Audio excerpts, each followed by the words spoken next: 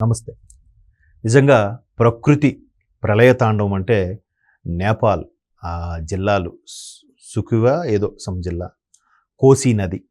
నిజంగా ఎంత దారుణం అంటే ఆ కోసీ నది పైనుంచి వరద తన్నుకుంటూ వచ్చి గ్రామాలు గ్రామాలు అసలు పెద్ద పెద్ద బిల్డింగ్లు, అపార్ట్మెంట్స్‌లు, తర్వాత టూరిజం బస్సులైతే ఇంకా చిన్న ప్లాస్టిక్ తేలుతూ ఉంటాయి చూసారా, జాతరలో కొన్ని బొమ్మలు, చిన్న చిన్న బస్సు బొమ్మలు అలా కనిపిస్తున్నాయి. బురదతో సుమారుగా ఆ జిల్లా జిల్లా మొత్తం అలా ఉండిపోయింది. ఇవాళ కొన్ని హృదయ విదార ఘటనలు ఏంటంటే, కొంతమంది బురదతో కూరుకుపోయిన బాడీలు బయటికి వెలికి తీస్తుంటే చాలా బాధగా అనిపించింది. అయితే ఇది ప్రకృతి ప్రళయతాండవం, సడన్గా సునామీ లాంటివి రాత్రికి వస్తే చెప్పలేం. కానీ వాటిని కూడా గుర్తించగల శాటిలైట్ టెక్నాలజీ ఇప్పుడు ప్రపంచం అందుబాటులో ఉంది.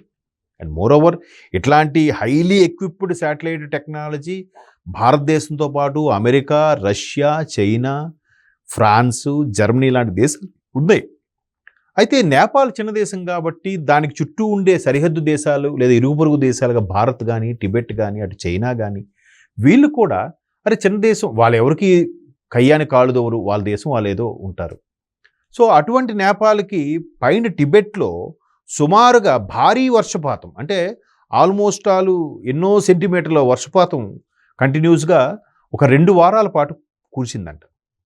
ఇప్పుడు కురిస్తే ఏమవుతుంది? వరద నీరు ఖచ్చితంగా, పైగా అవన్నీ ఆ వచ్చే నదులు కూడా హిమానీ నదులు అంటారు. అంటే హిమాలయాల్లో ఉండే వేడికి, ఆ తాపంకి, అక్కడ ఉండే వేడి వల్ల ఆ మంచు కరిగి వచ్చిగా ఏర్పడిన నదులు హిమానీ నదులు అంటారు. సో అలా వేడి తాపం వల్ల కరిగిపోవడం, ఈ వర్షాల వల్ల కూడా కొంత అది ఇది క్లబ్ అయి మిక్స్ అయిపోయి బురదగా వచ్చినప్పుడు, దట్టు హిమాలయాలు అత్యంత ఎత్తైన ప్రదేశం కదా భూమి మీదే. మరి కిందకి నేపాల్గా ఉన్నప్పుడు ఏమవుతుంది? మామూలుగా పల్లంగా ఉంటేనే నది ఫోర్స్గా బురదతో కొట్టుకు, ఇప్పుడు చూడండి గోదావరి ఒక్కోసారి పైన మహారాష్ట్రలో వర్షాలు భారీగా పడితే బురద నీరుతో చూస్తేనే, మనం ట్రైన్లోంచి వెళ్తున్నప్పుడు, బస్సులో వెళ్తున్నప్పుడు, ఆ బ్రిడ్జ్ మీద నుంచి వెళ్తుంటేనే మనకి చాలా భయం వేస్తుంది. అలా జస్ట్ ఫ్లాట్గా ఉన్నందుకు. అంటే అలాంటిది ఒకేసారి ఫ్లాట్ ఉందనుకోండి ఎంత భయంకరంగా ఉంటుందో ఊహించుకోండి. అలాంటి ఫ్లాట్గా ఒక్కసారి మామూలు వాటర్ వస్తేనే కొట్టుకెళ్ళిపోతుంది, అలాంటి బురదతో కూడిన వాటర్ వస్తే ఏమవుతుంది? సో ఇప్పుడు ఎంత జరుగుతుందని తెలిసినా టిబెట్ టెక్నాలజీ లేకపోయినా చైనా అయినా కనీసం ఎందుకు ముందస్తు హెచ్చరికలు జారీ చేయలేదు? ఇది చైనాదే తప్పు కదా అనేది చాలామందికి అభిప్రాయం. చాలామంది కుండ బద్దలు కొట్టినట్టు కూడా మాట్లాడుతున్నారు. మొన్న ఒక పురుషోత్తం అనే ఒక సీనియర్ జర్నలిస్ట్ కూడా నేషనల్ వైడ్గా దాని మీద చర్చగా ఎక్స్లో ట్వీట్ కూడా చేశాడు. ఎంతమంది చావుకు కారణమైంది చైనా పరోక్షంగా. అంటే ఇదంతా కూడా మరలా భారత్ మీద రుద్దడానికి, భారత్ని ఇబ్బంది పెట్టడానికి చేసే భాగంగా, సరే పోతే పోయింది, నేపాల్ పోయిందిలే, నేపాల్ తర్వాత కింద భారత భూభాగం ఉంది, ఉత్తరప్రదేశ్, బీహార్ ఉన్నాయి, వాళ్ళు సఫర్ అవుతారు అప్పుడు తెలుస్తుంది అనే కోణంలో ఆలోచించినట్టుగా తెలుస్తుంది ఇక్కడ. ఎందుకంటే అసలు ఇవన్నీ ఇబ్బందికర పరిస్థితులు ఉన్న నేపథ్యంలో వాళ్ళు కనీసం ఒక హింట్ ఇవ్వచ్చు కదా. అంటే వాడు మనల్ని డైరెక్ట్గా ఎదుర్కోలేక సరే సఫర్ అవుతారు వాళ్ళ ప్రతిలే కదా. ఇదేనా మరి వీళ్ళు అసలు బుద్ధం శరణం గచ్చామి, సంఘం శరణం గచ్చామి అంటే బుద్ధుని ప్రబోధనలను బేస్గా తీసుకొని ఇక చైనా, జపాన్ లాంటివి బాగా డెవలప్ అవుతున్నాయంటే అంత బౌద్ధ మతం బాగా ఎక్కువ ఉంటుంది అక్కడ. మరి వాళ్ళు ఇదేనా సంఘం శరణం గచ్చామి, ఇదేనా కోరుకునేది వాళ్ళు? చూడండి అసలు. అంటే ఇది వాళ్ళకి తెలిసినా ఎందుకు హెచ్చరించలేదు, ఎందుకు అప్రమత్తం చేయలేదు అనేది. ఇంతకుముందు కరోనా సందర్భంలో కూడా మీకు గుర్తుంది కదా, కరోనాలో కూడా కరోనా ఫస్ట్ కనిపెట్టిందే వాళ్ళే, బయోవార్కు లేవనెత్తిందే వాళ్ళు.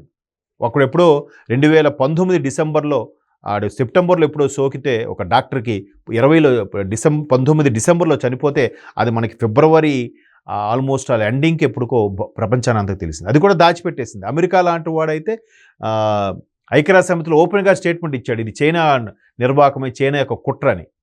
లేదు మేం కాదు, పక్కాగా ఆధారాలు ఉన్నా కూడా.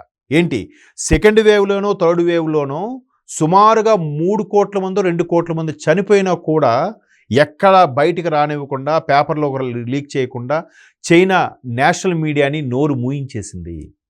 మరి ఎందుకండి ఒకేసారి సుమారుగా అవన్నీ 1,60,000 మంది మొబైల్ ఫోన్లు డెడ్ అయిపోయాయంట. ఎందుకు అయిపోయాయండి అంటే అంతమంది చనిపోయారు ఒక్క నెల 2 నెలలకు బున్నవిలో. ఇంకా లెక్కకు జమ లేనివి మొబైల్ ఫోన్స్ వాడిన వాళ్ళు ఇంకెంతమంది ఉన్నారు.